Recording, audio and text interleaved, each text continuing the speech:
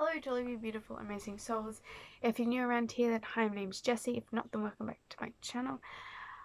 This week's video is very laid back. I had a video planned, but I don't have enough time to edit it, and I need a video to go up this week because consistency. I'm not good at that. But anyway, I thought I would just get a list of the most common questions that I am asked and answer them. Alright, let's start off with like the basic stuff about me. How old am I? I am 20 years old. I'm a Scorpio. I am in Hufflepuff. Conveniently, my favorite color is yellow. My favorite flower, I like daisies. Look, I have a shirt that has daisies on it, and I'm obsessed with it. Ta-da! Isn't that cute? No, I'm not British. I am Australian. I get people who comment saying, your accent sounds like you're British. I feel like it doesn't, but okay. I am Australian. I'm 5'3". So now that we've established the like really, really common questions. The not so common questions, but still common questions. First one, how old were you when you had your first para? I have actually done a video kind of explaining in my childhood when I realized there was something weird going on and when I started daydreaming a lot and creating paracosms. But I think I had like my first para when I was very little. I don't really remember, but see, it wasn't until I was about 6 or 7 that I got like my fully formed paracosm with paras in them, and that paracosm has died since then. But it was the first real memory I have of like maladaptive daydreaming behavior was when I was like 6 or 7, because it was the first time I had paracosm where all my paras lived. But I'm pretty sure I had paras before that. It's not, the memory is kind of very vague because it wasn't like such a big thing. So yeah. Next one. I get this question all the time. How do you stop daydreaming? Okay.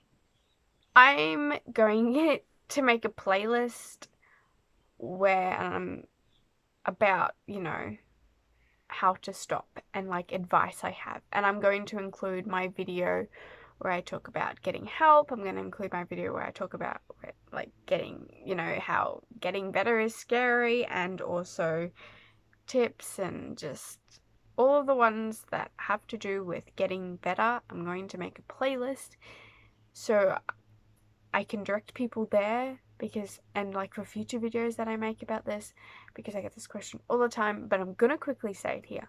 1, get professional help. I'm not a medical professional, so I can't obviously give professional advice because I can't. And yeah, and I know that isn't something that is, you're not everyone is able to access that help, and it sucks. But again, I'm gonna create the playlist and you can like go over there and have a look at that one, and then hopefully there'll be some advice there, because I get that question all the time and I have so many videos that I know will help this person. So go look at my playlist for that. Okay, so the next question I get all of the time is, how do I tell my parents, or how do I tell my family or my friends? I don't know. Okay,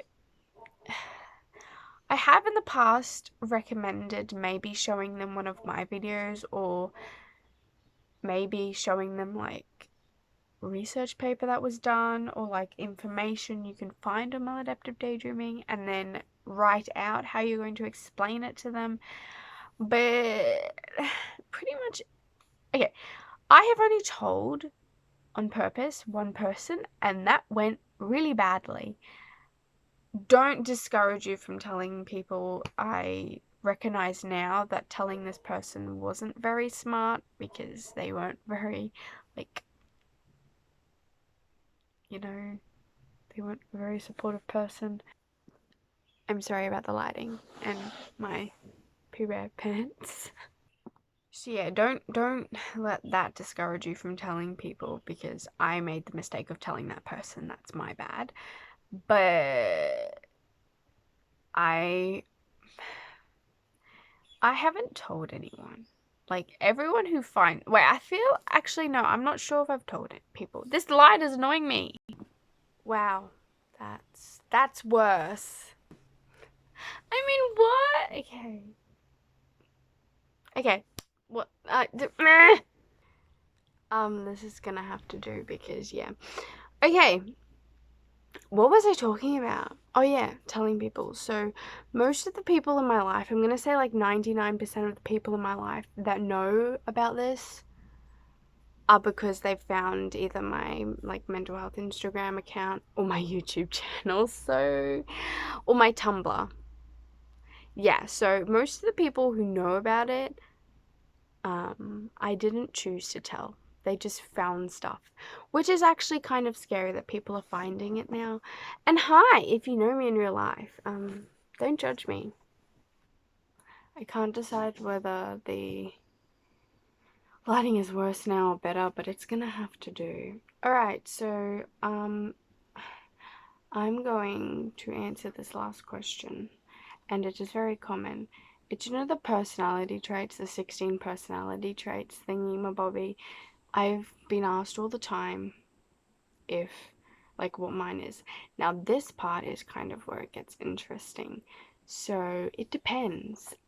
If I am in a really good headspace and I do the personality like tests, and I'm not dependent on daydreaming as much, and I'm able to control it, and I have control over it, and I'm in a really good place, I always get INTJ and then A. So introverted, intuitive, thinking, judging, and assertive.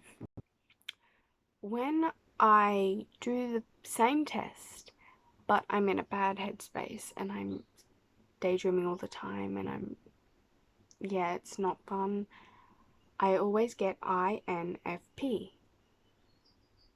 That's not like the first one, so it's weird. It always depends on when I do it. That's kind of crazy. Does anyone have theories on this as to why? Because, no. Alright, well anyway, I'm gonna have to leave it here because I've got things I need to do and I have to quickly record this video. And I need to edit my other video. But anyway, that's all I have time for. I hope you enjoyed, and I hope you learned something about me, and I answered a question you had. But like always, stay unique.